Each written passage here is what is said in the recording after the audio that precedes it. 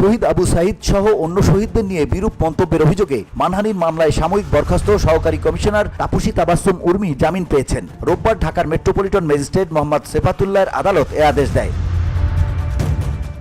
এদিন আসামি উর্মি ঢাকার চিফ মেট্রোপলিটন ম্যাজিস্ট্রেট আদালতে হাজির হন। এ সময় তার আইনজীবী অভিযোগ গঠন শুনানির জন্য সময় চেয়ে আবেদন করেন। শুনানি শেষে আদালত আবেদনটি মঞ্জুর করে অভিযোগ গঠন শুনানির জন্য আগামী 4 ফেব্রুয়ারি দিন ধার্য করে। এছাড়া তার জামিন চেয়ে আরেকটি আবেদন করা হয়। শুনানি শেষে আদালত তার জামিন মঞ্জুর করেন।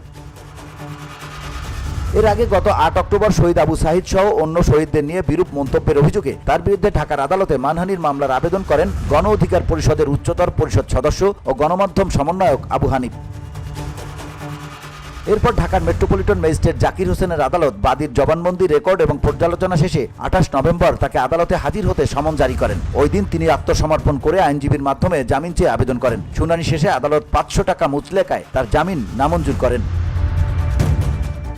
মামলার অভিযোগে বলা হয়েছে, গত 5 অক্টোবর আসামি উর্মি শুধু শহীদ আবু সাঈদ নয়, সরকারের দায়িত্বশীল পদে থাকা সত্ত্বেও ছাত্র আন্দোলনের মাধ্যমে প্রতিষ্ঠিত সরকার ও সরকার প্রধান ডক্টর মোহাম্মদ ইউনূসের বিরুদ্ধেও অবমাননাকর বক্তব্য ফেসবুকে লেখেন, যার মাধ্যমে সুপ্রিম কোর্টের আপিল বিভাগের রেফারেন্সের ভিত্তিতে সংবিধান সম্মতভাবে গঠিত একটি সরকার প্রধান সম্পর্কে বিষোদ্গার করা হয়েছে এবং সরকার উৎখাতের হুমকি দিয়ে জনমনে ভীতি সৃষ্টি করা হয়েছে।